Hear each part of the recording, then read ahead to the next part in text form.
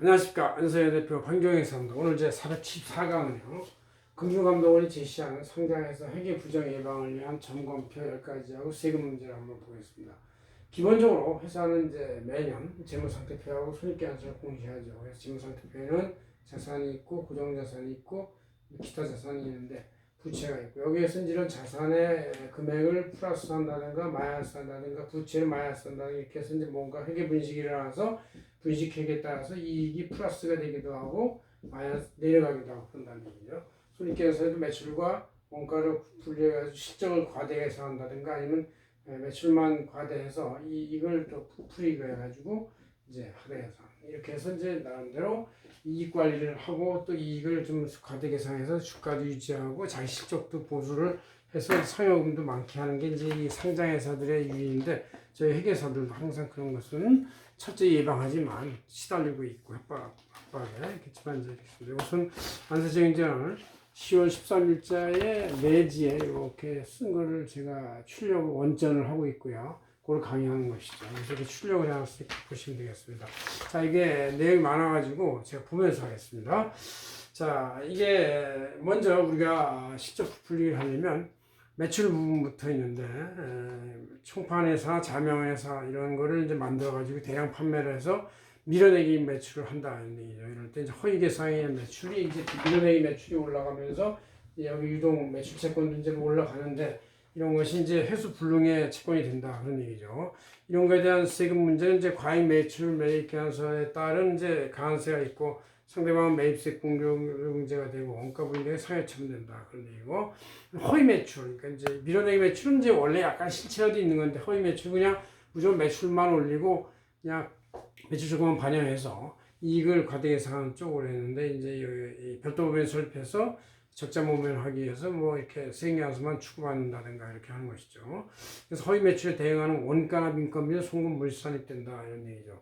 그래서 매출과 매입을 이중 과정에서 이익은 과세 계산하는 건 아니지만 매출 실적을 높게 하고 매입도 거기에 맞춰가지고 이제 매입도 플러스하고 매출도 플러스해서 둘 다 해서 매출 전체의 규모를 규모가 커 보이게 하는 것이다 그런 얘기죠.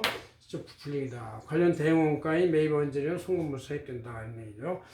이렇게 매출을 가지고 제일 많이 이제 손을 대는 게 이제 이제 일반적 관행이고, 그다음 이제 자산에서 매출 채권을 과대 계산한 거 아까 매출을 직접 부풀리기 때문에 자동으로 나오는 것이죠. 그래서 내부 임직원의 회사 자금 횡령 매출 조건을 계산하기도 하고, 그래서 이것은 이제 세무적으로는 임직원의 상여처분 소득으로 세금 추징이 된다는 얘기죠.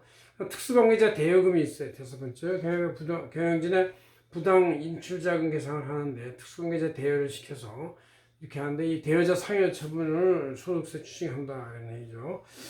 그다음 여섯 번째 자산에서 유형자산 과대배상한다. 유상증자 내금의 2배 넘는 건축물 고가 매입에서 이제 고가 매입했다는 얘기는 이제 그만큼 유상증자 대금이 허위란 얘기죠. 그래서 이렇게 고가의 당차에 대표 상해 처분될 수 있다는 얘기고, 소원금 과다 계산도 있어요. 그래서 가계정인 전도금을 지급하고 소원금 대체를 해서 장기적으로는 안 받고 있는데 이런 것도 역시 해당 임직원 이 선급금을 과다 계산한 해당자들의 상해 처분으로 소득세 추징한다 그런 얘기가 있고, 부채에서는 부채를 이제 아예 누락 반영을 해서 이거를 전환사채나 풋옵션 등 부채 반영을 누락시킨다 그런 얘기죠. 그래서 부채 주다로 미반영된 유형 금액을 소득 처리해서 이제 이렇게 하는 것이다.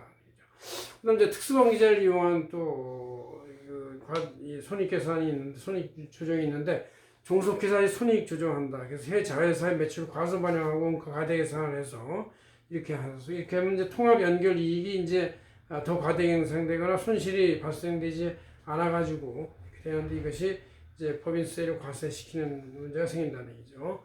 그다음 이제 해외 기업의 거래를 누락시킨다. 해외 종속회사의 거래를 은닉해서 중간에 제3자 개입을 시킨다는 얘기죠. 그래서 특수관계 기업의 손익을 누락하는 것은 입금 산입이 될 수 있다 이런 얘기예요. 그래서 이렇게 10가지 매출 부분, 자산 부분, 고정자산 부분, 부채 부분, 특수관계자 부분 5가지로 했는데 이걸 10가지 그 안에 소개적으로 나눠가지고 한번 설명해 봤습니다. 여러분들이 항상 민감한 경험이니까 어떤 재무제표를 볼 때도 항상 이런 것이 혹시 됐는지 재무제표 전반을 비율 분석이나 기타 계정 분석을 통해서 확보의 과대 예상이 여부 있는지를 점검해 볼 필요가 있다 이런 얘기죠. 그래서 투자할 때 실패를 하지 말아야 되겠다 그런 얘기입니다. 고맙습니다. 안성현 대표 반정형이었습니다.